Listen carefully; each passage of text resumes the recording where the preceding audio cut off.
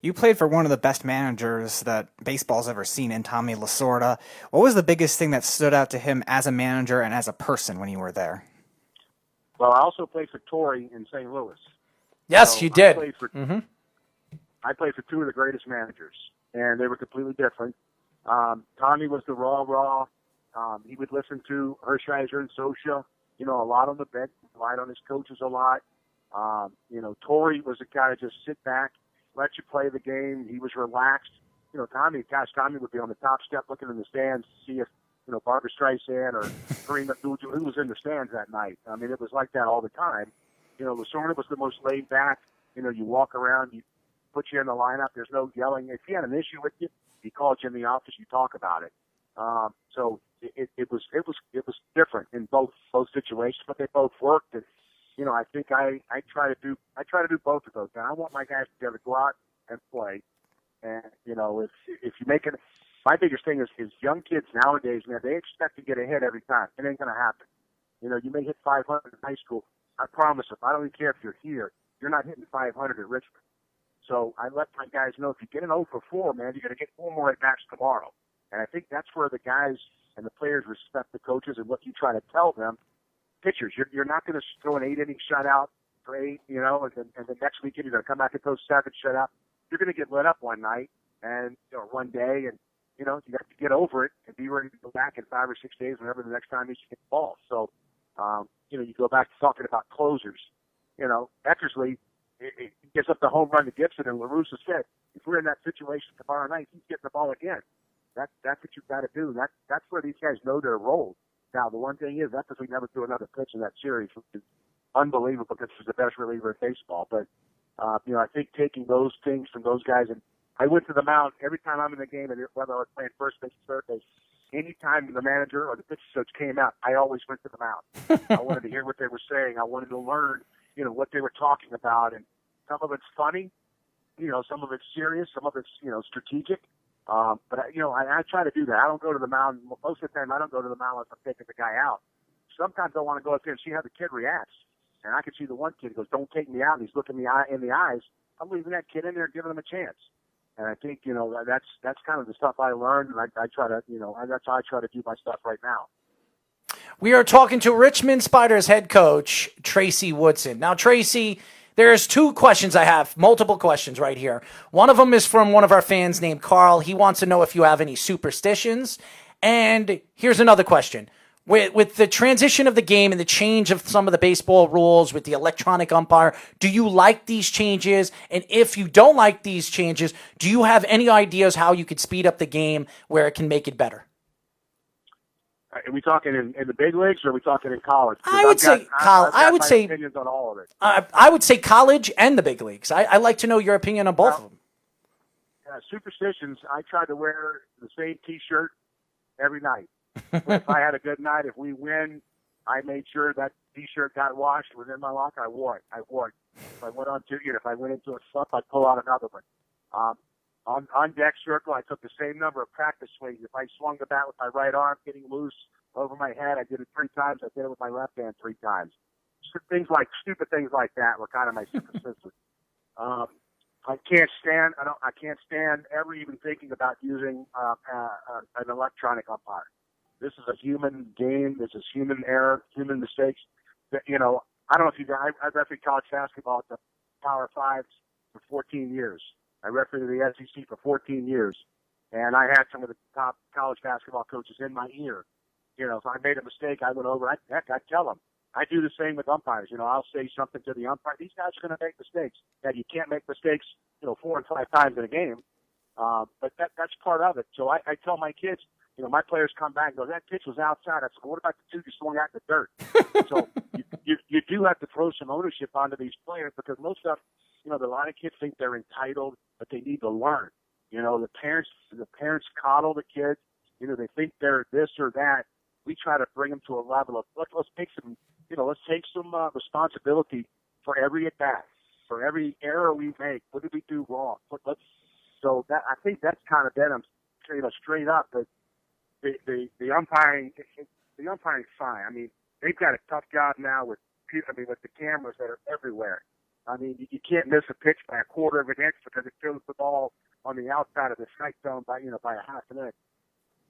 That's part of the game. I can't stand the speeding up of the game in college baseball. Is wearing the stupid wristbands now because you got to give them signals so nobody steals the signs and all that. I get that with the catcher. They're talking about now getting an earpiece to where the coaches can talk into the earpiece to call pitches so nobody steals signs.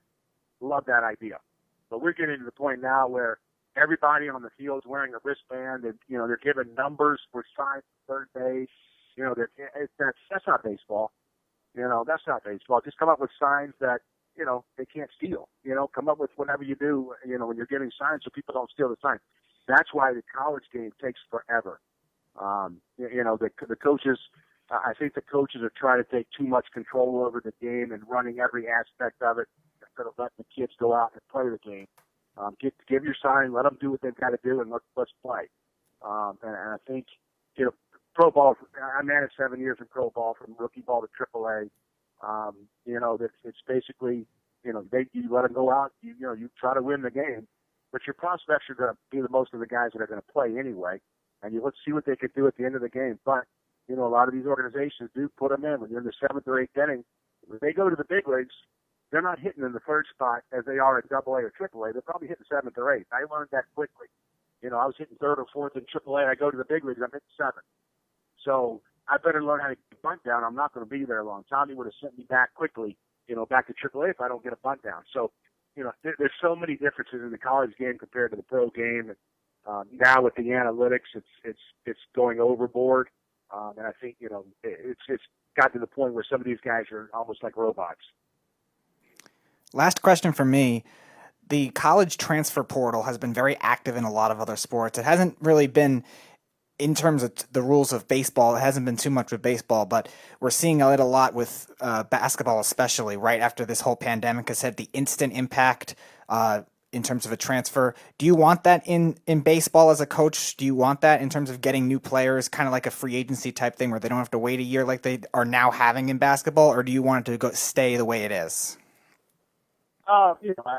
I think it's going to be, I think the revote comes in January, and it's going to happen. It's going to be a one-year transfer, free rule, and I think it's going to affect everybody. There are a lot of kids right now that go to Power 5 that they get recruited and they somebody one of the big schools gets them, and they go there and they realize there's 4 other guys that play that position that are just as good as them, and it's going to be whichever one out beats out the other one. And then those guys are going to be unhappy. They're going to transfer. Same as at Richmond or wherever else you're talking about. The kids that don't play aren't happy. And, I think it starts to where they don't come in and they once again, I go back to, they think they're supposed to be given this job or, this position. And that's just not the way it is. You got to come in and earn the spot and then stick it out. If you're not good enough, you're not good enough. That's fine. We have to make that decision sometimes. And, my job and my coach's job is to put the best 9 guys out there, give us the best chance to win. And I all my guys know their roles. They know who the right-handed pitch hitter is. They know who the left-handed pinch hitter is. Who might, pinch runner might be. My bullpen guys pretty much know, if they're pitching earlier in the game or later in the game. So, but the transfer portal is huge in every sport. It's not just the big football and basketball. So it's every sport.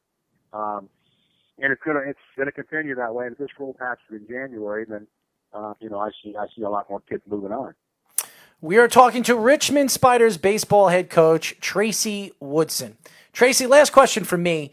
The development of some of these young players coming into the major leagues and the positioning of what these players play. And you have pitchers that become shortstops after they get drafted and shortstop becoming pitchers, Jacob deGrom being one of them.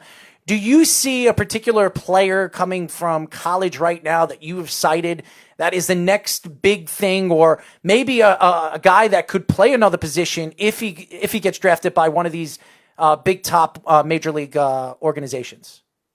A particular player? Yes. One player in mind? Yes. I don't pay attention to that. The Hancock kid that we faced, the first pitch he threw in the game was 98. And, Wow. there were scouts all over the place. That kid was legit. We hit him we knocked him around a little bit. But the kid's a big league pitcher. That's the one guy. I don't really pay attention. I'll watch the draft. I will watch it just to see. 5 rounds now. There's going to be a lot of guys that aren't going to be drafted that were probably projected in the top 20 rounds that are good baseball players. I mean, if you go back and look at some of the guys that were drafted, what was batting late, 21st round maybe, or when you go back to some of these guys that were drafted late, you're not going to have that this year. There's going to be a lot of guys going back to college that are really good. So it's a crapshoot now for 5 rounds. They got their work cut out for us and for themselves now with who they pick. Well, I will say this, Tracy. You gave us some great information, what's going on in the college rankings, the major leagues, and really your background. You still have that World Series ring? Oh, yeah. Absolutely. I got one with the Marlins also when they beat the Yankees because I was a Double-A manager that year as well. So I do have that one. Oh, so you got 2 rings. I was hoping you guys want to ask me about Flacco because let me tell you, I'll talk to you about any sport there is except for auto racing. Really? So I could sit here and listen and talk about it all day. And I know y'all were talking about Flacco, and that's why I'm a big Redskins fan. I know that's probably not good in your area, but when I was growing up, Redskins were winning Super Bowls with Joe Gibbs. That's true. So it's been a long hiatus before the Redskins have done anything. No, when Todd Bowles was the defensive player of the year. There you go. That's right. Maybe you guys need to just start a GoFundMe page to have Dan Snyder sell the team. They named the ball to John Riggins, and but I love talking sports, and I'm a big Blackhawks hockey fan. Okay. So I love it, man. I know you guys have all the sports up there, and I visit tremendously. I'm watching golf yesterday. Oh God! I turned on the auto racing from Charlotte. I couldn't only last 5 minutes. They'd gone around 3 or 4 times, and I was forward. So, do you like the Flacco move by the Jets? As a backup, yes, I do. You're not going to have somebody with that kind of experience. I still don't think their starter is, cemented in yet. I just don't. So you got to have somebody that you can go to. The Redskins have had Colt McCoy forever, and he gets hurt, and I don't know where they're going to go. Hopefully Haskins is the answer, but it's an awfully tough division. The NFC East, and the Jets finally get good quarterback play. You can move down with Brady out of the league. So the Dolphins, everybody can win that division now because the Patriots, I think, are vulnerable. So, I definitely want to get you on to talk a little bit more baseball when your season starts. But now that we know you like you like basketball, you like hockey, you like baseball. Well, maybe we'll get you on and talk a little bit other sports with us because I love your intake. I love your intake. I love it. I love talking about it. I watch MMA. I saw you guys do. I went on and talked more about it. I know you guys. I don't like the arm bars and all that stuff, but I like the excitement of the MMA but I love talking sports, and this that's great. It's been fun for me. So thank you for joining us. Tell the fans how they can find you. And I know we're going to get Rob a lot of different fans to send him out some future stars in college that maybe you'll have the opportunity to scout. So why don't you tell the fans how they can reach you? Yes, you can get me at Tracy Woodson UR, and then you can follow the team at Spider Baseball. There you go. So, there you guys go. I really appreciate you joining us, Tracy. Yeah, thanks a lot for having me. I love to talk sports.